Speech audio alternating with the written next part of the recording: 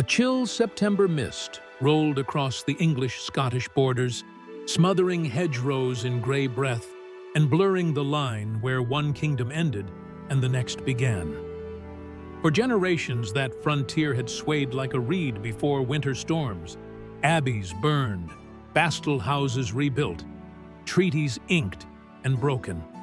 But never had the stakes felt so steep as they did in 1513. Europe was ablaze with the War of the League of Cambrai, a sprawling contest that drew popes, emperors, kings, and mercenaries into shifting alliances. Henry VIII, barely past 30 and eager for continental glory, had ridden off to besiege Therouanne, leaving his queen, Catherine of Aragon, to rule as regent in London. Most of England's seasoned captains marched beside their king across the Channel, convinced the northern border would hold. Yet far to the north, behind blue-black ridges of pine and heather, another monarch studied maps by candlelight. James IV of Scotland was no raw opportunist. He spoke Latin with priests, exchanged humanist letters with Erasmus, and built great stone cathedrals whose bells still ring today. But he was also a Stuart, and the Stuarts carried war in their marrow. James had forged a modern navy, dabbled in alchemy, and personally test-fired culverins cast in Edinburgh. He married Henry's own sister, Margaret Tudor, creating a peace sealed with a kiss. Yet the treaty was a garment that chafed his pride whenever French envoys whispered of England's distraction abroad. The old alliance between France and Scotland called him to arms. Honor answered. In August, he mustered perhaps 30,000 souls at Boroughmuir, Highlanders in saffron shirts, Borders spearmen in mail, jerkins, Islesmen wielding two-handed claymores, knights of the royal household flashing silver harness under cold sun. Gun founders rattled bronze serpentines onto wagons. Abbots arrived with vows and banners. Pipes keened across the dew-wet fields. Marmion, the poet, who watched, claimed the gathering looked like a forest walking. South they marched in columns 3 miles long, pausing only to kneel while James heard Mass beside the greenwood stakes. Crucifixes planted where oaks had been felled to feed the royal smithies. The first stroke fell on Norham Castle, the key of the border, whose massive curtain walls brooded beside the Tweed. Scottish cannon roared for 5 days, stone shards cascading like hail until the garrison capitulated. Etal followed, then Ford with its rose-red tower. James dined beneath Ford's painted ceilings, listening to Lady Heron play the virginals, though later chroniclers would embroider the scene into tales of seduction. All Europe now knew that an English king fought far from home while his castles burned behind him. In London, Catherine of Aragon took Henry's signet ring in one hand and a map of Northumberland in the other. Letters flew by relays of tired horses. Thomas Howard, Earl of Surrey, gray-haired veteran of Bosworth, received royal commission to defend the realm. His son, Lord Thomas Howard, would command the vanguard. Sir Edmund Howard, another son, would lead the right. Summons rippled through shires, every yeoman with a billhook, every archer with a yew-stave, every prior bound by feudal duty must ride to Pontefract, thence to Newcastle, thence over the brown Cheviots, toward the wide sky of Northumberland. They came in ragged companies, farmers smelling of hay, miners with hands black as coal, gentry proud in worn velvet, all swearing to hold the frontier until the king returned. Surrey tested his army's sinews with forced marches, drilling them to wheel by horns, to ground 10-foot bills like chevaux de frise. But he knew numbers alone could not breach Scottish steel. James's host bristled with 14-foot pikes recently shipped from Antwerp, forged in the Low Countries where Swiss warfare set fashion. If the Scots fixed those pikes on a hilltop, any frontal assault could be butchered as quickly as a mower scythes barley. James chose his hill with care. Across the River Till from the ruined Flodden Tower, a whale-back ridge called Branxton rose 200 feet above the plain. South and east, the ground fell away in gentle swells. Northward, the Till twisted like a silver rope. Westward, a tongue of soggy heath, later dubbed the Palinsburn, wound toward marshy flats. Behind the ridge, James planted his artillery in emplacements cut from peat and turf. He ordered trenches and wooden palisades, turning Branxton into a fortress of the open air. Its chalky flank flashed white, where men quarried to build gun platforms. From that perch, he could menace Berwick, shield his rear toward Scotland, and force Surrey to cross the river under fire. But Surrey was old and wily. Rather than batter his head against Branxton's face, he stole a march north of James, trudging across bleak moor under cover of a rain-lashed night. At sunrise on the 8th of September, feast of the Nativity of Mary, the English host wound downhill to bridge the Tweed at Coldstream, then turned west to threaten the Scottish line of retreat. Trumpeters sounded Le jour de bataille sera demain, promising battle on the morrow. James's lookouts blinked disbelief. The English banners now fluttered behind him, between Scots and home. His fortress hill became a cage. He summoned council in the damp dawn light. Some urged withdrawal by the causeway at Millfield before Surrey could dig in. Others pressed for immediate attack, mindful of dwindling food and the dishonor in flight. James's blood, hot as the vent steel of his artillery, would not abide withdrawal. He ordered the host to about face, guns to be manhandled from earthworks and hauled down precarious slopes toward a smaller knoll facing south, just above Branxton village. That afternoon, while cold mizzle soaked banners, Scotland repitched her battle line on new ground never scouted, trusting in valor to mend the day. Beyond the hamlet of Branxton, the English army formed like a living tapestry. Surrey with the main battle. Billmen massed 6 ranks deep, standard of the 2 lions rampant overhead. Edmund Howard on the right near Piper's Hill, Lord Thomas on the left by Windmill Hill, and Baron Dacre's border horse screening the rear. Archers unstrung their bows until the last minute, keeping hemp cords dry under felt caps. Priests paced, muttering paternosters. Cooks blew sparks into wet kindling for what might serve as a final meal. Many men carried small pewter pilgrim badges pinned to caps, tiny scallop shells or roses, tokens blessed at shrines from Canterbury to Walsingham. If they must die, they meant to die as confessed Christians under a queen's regency. Across the muddy depression, Scots shook pikeheads free of oilskin wraps. 3 great schiltrons, or squares, anchored the center. Earls of Home and Huntly on the right. King James himself with the royal banner in the middle, Earls of Crawford and Montrose on the left. To either flank stood Highland clans, Macleans, Macian of Glencoe, Wild Donald of the Isles, whose swords were broader than a butcher's cleaver. Cannons foed great iron basilisk, nicknamed Duke of Albany, and brass serpentines cast with St. Andrew's cross, were dragged into hurried line, muzzles sinking in bog. Pikemen knelt to kiss crucifixes. Gaelic bards chanted of Bannockburn and the Bruce. Mothers north of the Firth would later claim they felt their hearts clench at that hour. Just after 3 o'clock, church bells tolled from distant villages, their peals flattened by wind. Surrey advanced drums to the fore, fifes squealing, "St. George! Sainte Grace!" Yet he did not rush.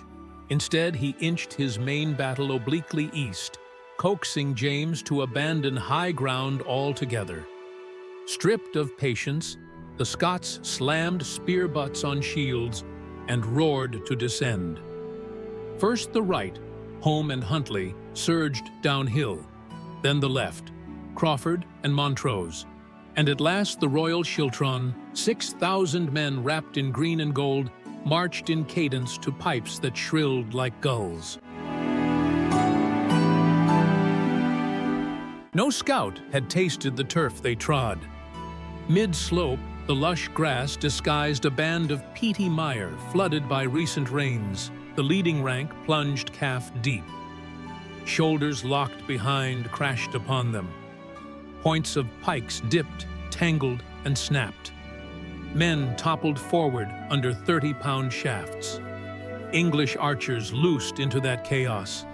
Bodkin-tipped arrows punching through quilted jacks. Holmes' front ranks wavered, but Highland sword belts rang free, and a feral roar drove them on. They crashed upon Edmund Howard's wing so savagely that whole bills shattered like matchwood. Howard's standard fell. His horse was slain. Only a furious countercharge by Dacre's border grooms, short lances leveled like boar spears, stemmed utter rout. Even so, Holmes' Highlanders carved through Howard's command like a plow through sod, shearing away but turning not back to aid their king. On the English left, the fight took different shape. Lord Thomas Howard met Crawford's pikes with archers posted in chevron formation. First flights of arrows arced high, registering the Scots' advance. Second flights angled lower, lodging into beards and breastplates. Crawford's men floundered in mud until English billmen, waist-deep themselves, waded in with hooked blades meant for pruning orchards. Those hooks now closed around pike shafts, yanking weapons aside for men behind to thrust cold iron into unarmored armpits. When Scots tried to reorder, they discovered their 15-foot spears a curse in close muck. Many cast them aside for daggers, shrieking clan mottos through teeth clenched on dirks. At the center raged the day's storm. King James, conspicuous in gilded Italian plate and a surcoat embroidered with crimson flames, personally held the foremost rank. Archers shot at him until the hazard seemed sacrilege. Some swore arrows turned from his cuirass as from enchanted glass.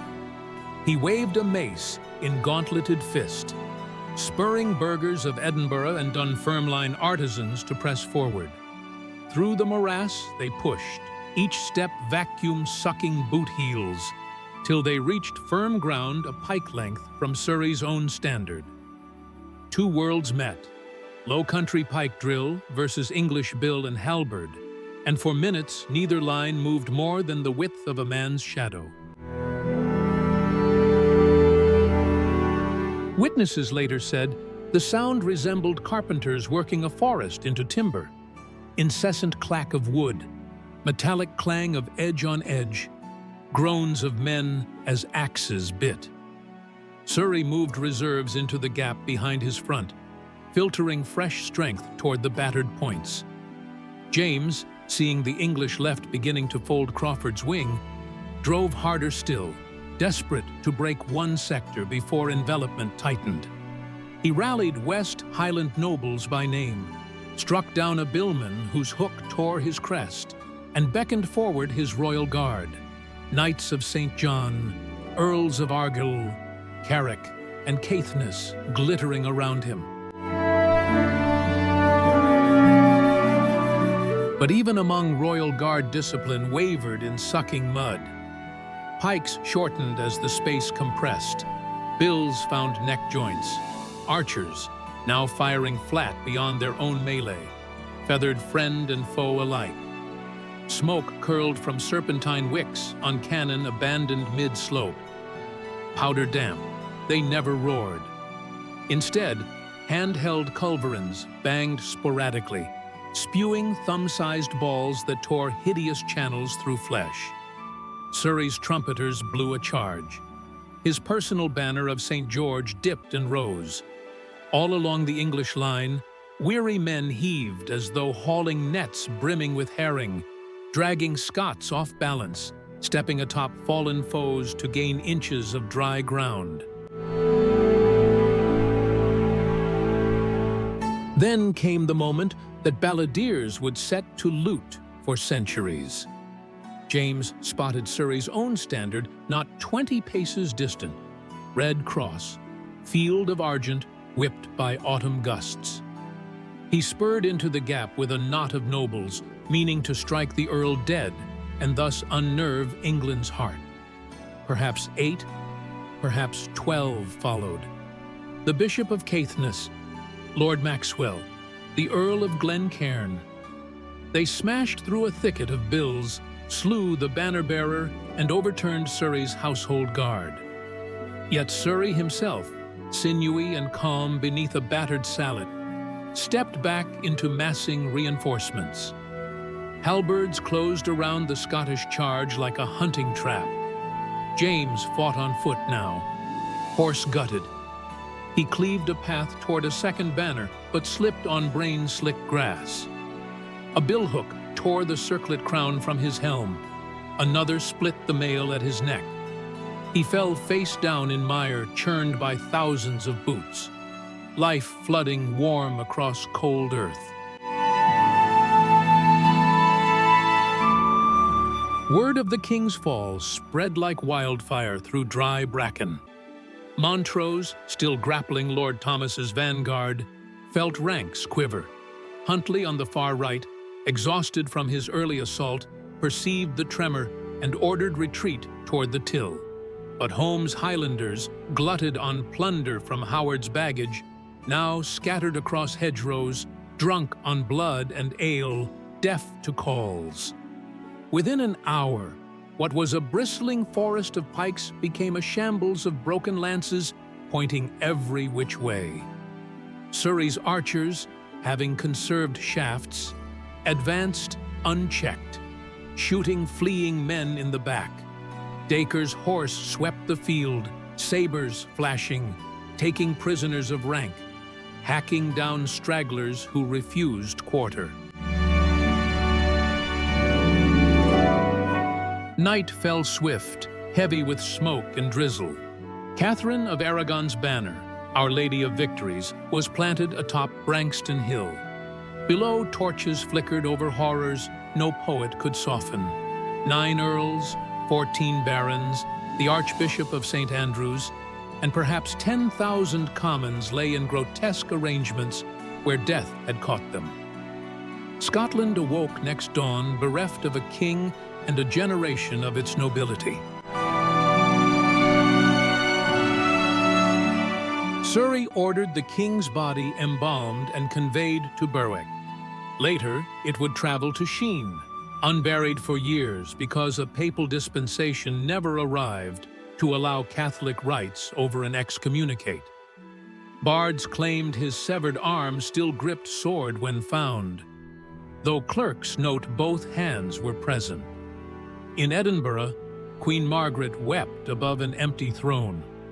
She was pregnant, with a toddler prince who would soon be crowned James V beneath a regency council riven by faction. England, meanwhile, rang church bells as far south as Exeter. Catherine dispatched Henry a torn surcoat of the dead Scottish king as proof of her resolve, writing that she had intended to send the body itself, but our Englishmen's stomachs would not suffer it. Henry basked in twin victories, Therouanne abroad, Flodden at home, though he boasted that Our father's realm was never in better quiet. Border valleys still smoldered. Livestock lay unburied. Widows keened from Jedburgh to Jedburgh's English twin across the Tweed. Yet the strategic map had shifted. Flodden ended Scotland's flirtation with continental field tactics. Swiss pikes were lethal on dry Flemish plains, but unsuited to Northumbrian mires. English bills, shorter, heavier, versatile, proved superior in bog and brake. Artillery, magnificent in siege, failed amidst frantic redeployment. Above all, kings who lead charges court death, and nations pay the orphan's price. For centuries after, shepherds guiding flocks over Branxton Rig and ploughmen on Flodden Edge unearthed twisted iron, bronze bells from hand cannon, rosary beads strung on rotten silk. They whispered that some nights a solitary piper's lament drifted across the heather, as though James himself still sought the gate he had failed to breach.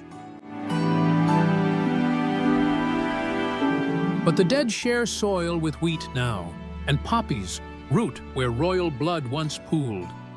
On autumn evenings, walkers stand by the granite cross that marks the king's fall, and feel chill wind hush the hedges, carrying only lark song and the drone of distant traffic. They may close their eyes and picture two armies ghosting out of the mist, one in ribbed steel and velvet, the other in homespun and leather, meeting between ridge and marsh in a desperate gamble neither could abandon. And if they listen hard enough, they might hear the great sigh that rose when mud clasped pike butt, when honor blinded caution, when a Renaissance king fell in medieval slaughter, and a border changed forever more in heart than in line.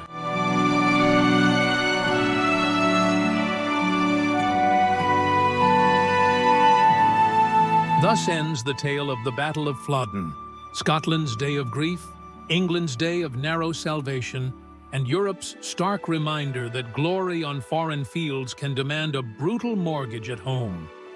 It was the largest clash these two kingdoms ever fought, the last time a British monarch died in combat, and a lesson written not in ink upon vellum, but in the marrow of a people whose songs still echo across the quiet hills of the north.